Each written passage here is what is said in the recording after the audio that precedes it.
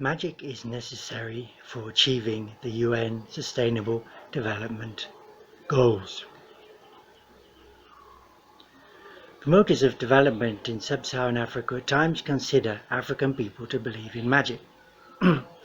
Magic is in the West thought to happen as a result of the intervention of a supernatural agent.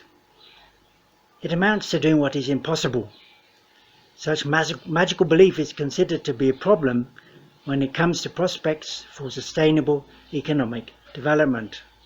After all, economic development is supposed to be rationally, not magically designed and implemented.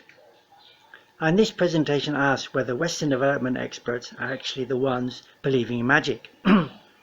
Traditional African beliefs in magic are not about faith in the supernatural.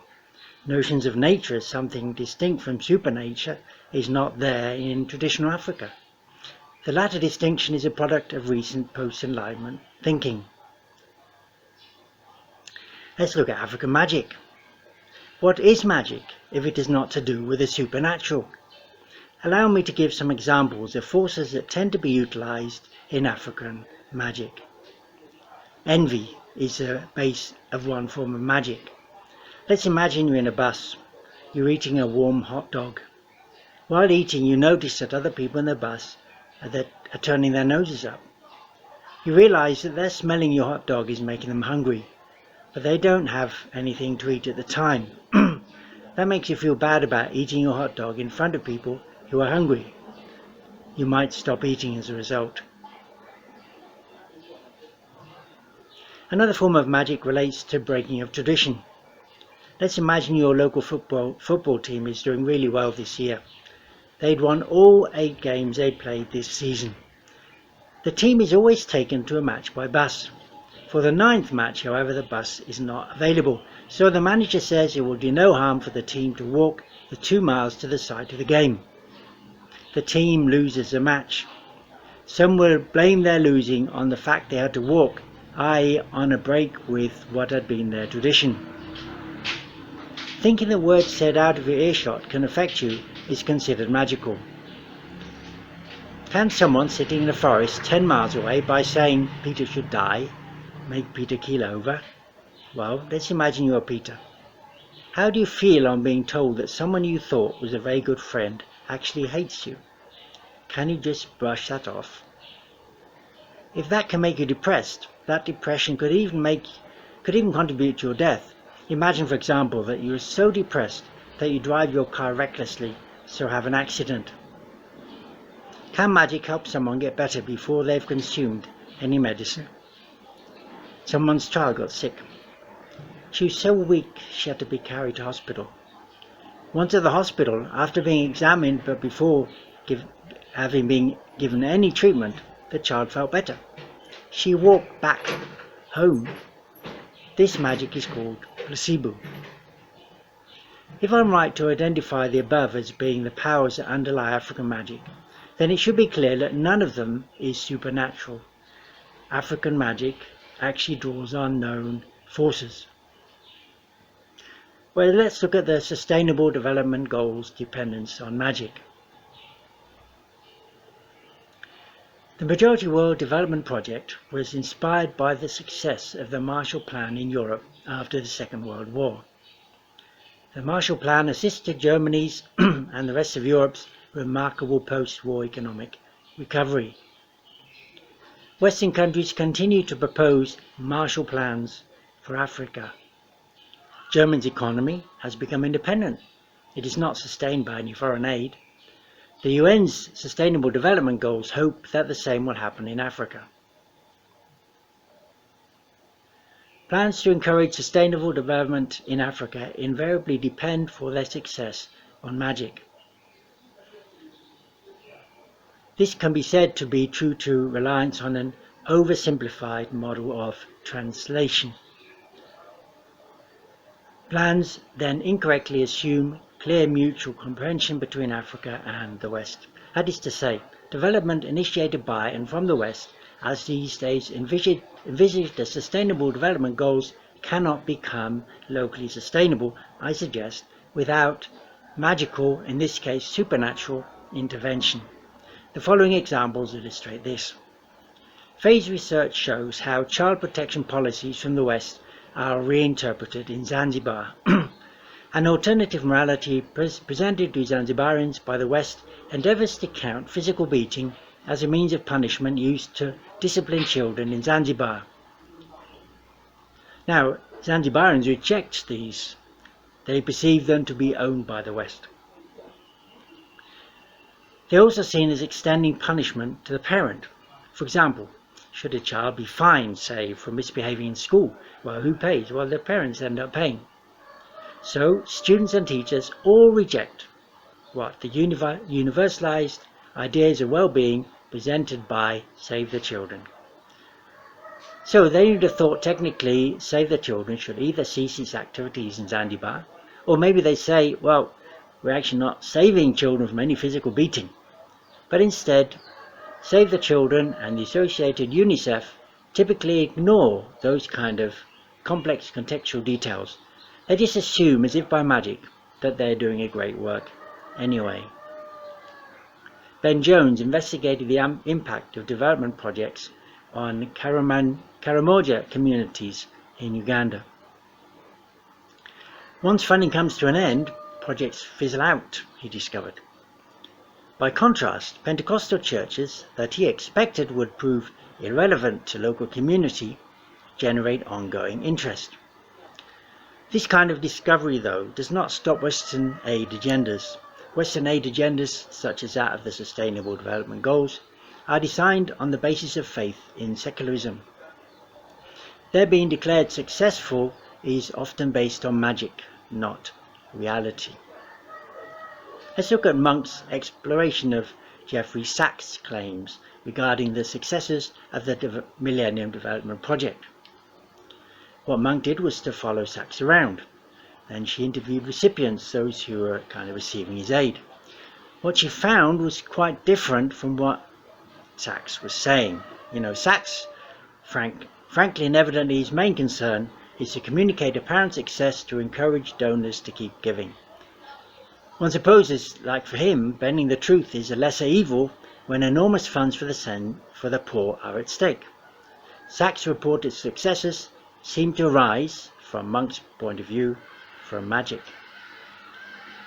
An American colleague recently travelled from Kenya to Zambia. He considered the expensive trip justified on the basis of his aim that he wanted to recruit Zambians to participate in a particular project in Kenya. He reported that people in Zambia were going to travel and they had come to Kenya under their own steam. In due course, no one from Zambia came. Zambians clearly spoke out of concern not to disappoint their potential patron, assuming such meant they actually intended, like Western English might understand intention, to travel to Kenya was on the basis of magic. Their words meant something quite different. Some African people in Western Kenya live in mortal fear of something called Shira. This is thought to arise when people break certain of their community's taboos in certain ways. What happens? Well, it results in lingering illness, culminating in death. The closest thing to Shira known to the West is AIDS, acquired immune deficiency syndrome. Hence, AIDS easily translates Shira into English. Apparently rational, supposedly magical beliefs on the side of African people concerned can be understandable in the light of the above translation. When they're told of AIDS, of course they map content of Shira onto their understanding of it. Development policies assuming that African people understand AIDS as AIDS are failing to grasp this. African people thinking on the basis of their understanding of Shira that AIDS will be cured, for example by animal sacrifice or following taboos, does not constitute their believing in magic. It is simply their making sense in the usual way. Confidence on the side of Westerners that they understand African discourse on AIDS in English, or when translated into English, is, however, rooted in magic. For it to be so is dependent on supernatural intervention. Generational curses are another example similar to the above. African people notice that certain traits can be passed on from one generation to the next.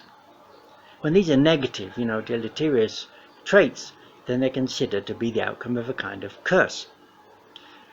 Now, Westerners, of course, classify some undesirable inherited qualities as being genetic in origin. they wouldn't use a term like generational curse, which is my translation from the Luo language term Kuang Mag Annuala. Hence, they wouldn't prescribe the same solutions.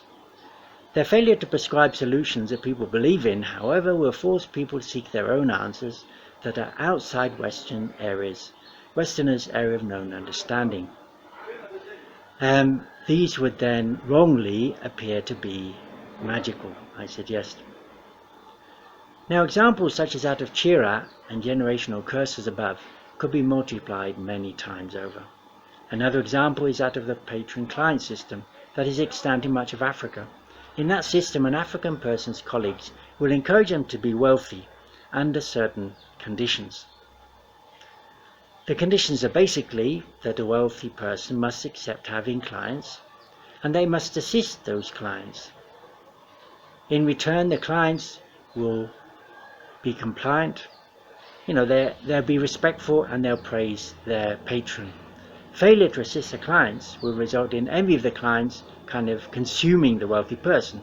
Envy can happen in different ways: backbiting, gossip, physical theft, even killing, seeking to frighten someone, and so on. Now, Westerners should note that the patron-client system doesn't demand a redistribution of wealth. The patron is required to remain wealthy, but should assist the poor. In return for what? Well, praise and respect. African people can be happy for their colleagues to become very wealthy, as long as they are seen to be extending a helping hand towards them.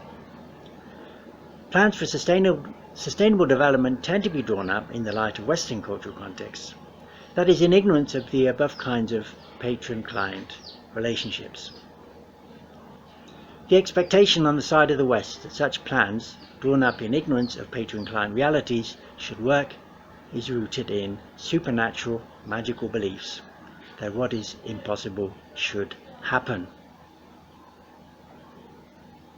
Wealthy Western people living in Africa today can fend off demands from the poor. They use high walls, iron bars on their windows, security guards, and so on. Their being foreign protects them from certain means of otherwise forcing them to share, with locals. A local person, however, who becomes wealthy is under much greater pressure to share their wealth, and because they're connected to people, they can't just avoid that. This means that much more money might be needed to pay a local person to do the same job as is done more cheaply by a Westerner. A local person who has to provide for their family, extended family, should not be expected, therefore, to thrive at the same level as a Western foreigner on the same salary. To expect that not to be the case can be to expect what is totally unrealistic, what is magical. Now, part of our problem in all of the above can be traced back, of course, to definitions of magic.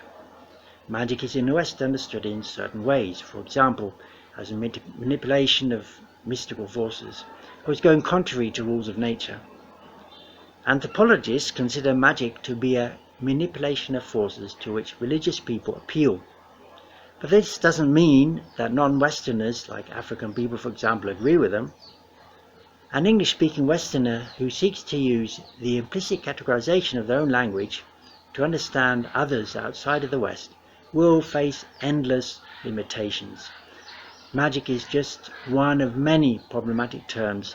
Non-Westerners' implicit understandings of what is going on may be very different to that of Westerners when they use English and when they don't.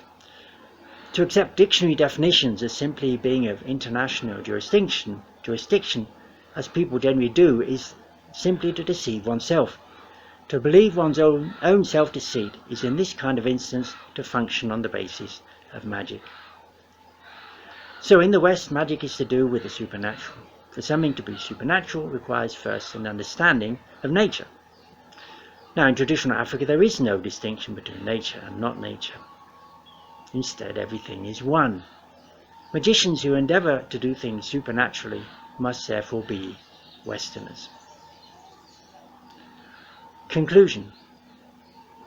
Westerners who seek to encourage the Sustainable Development Goals while ignoring complexities of translation incorporate magical assumptions into their processes.